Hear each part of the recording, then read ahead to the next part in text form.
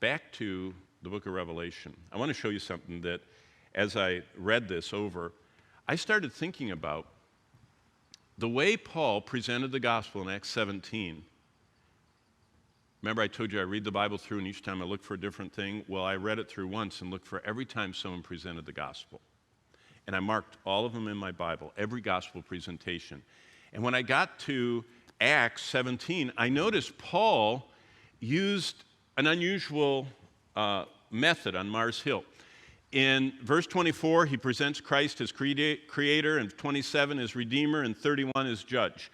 And how he presented the gospel to pagans is, there is a creator who came to earth to be the redeemer, and he's coming back as the judge.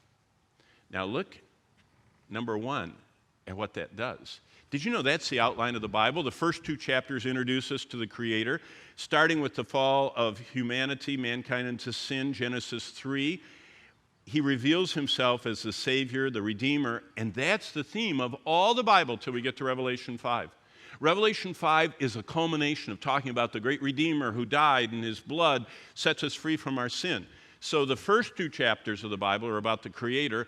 The middle 1,170-some chapters are about the Redeemer, and then the final 16 chapters show him as the judge. But think what that means. If he is the creator, and he is, we were designed by him. If he is the Savior Redeemer, and he is, we were bought for him. And since he's the judge, all of us are answerable to him. That was Paul's gospel presentation. That's how he shared the gospel.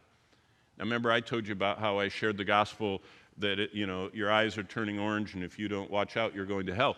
Paul had his short version, and this is what he did. He said there's a creator who is the Redeemer, he's coming back as judge. But you know what that does? That answers what we call the three ultimate questions.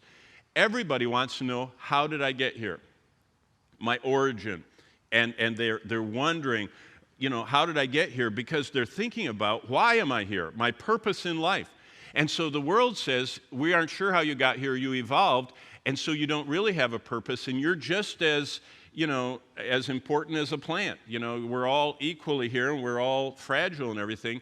Instead of saying, you were designed by your Creator, and you're unique in the whole universe, and even among all life forms, you alone have the image of God. He has a purpose for you that just transcends everything else in life. I have boldness in life because I know that I know God.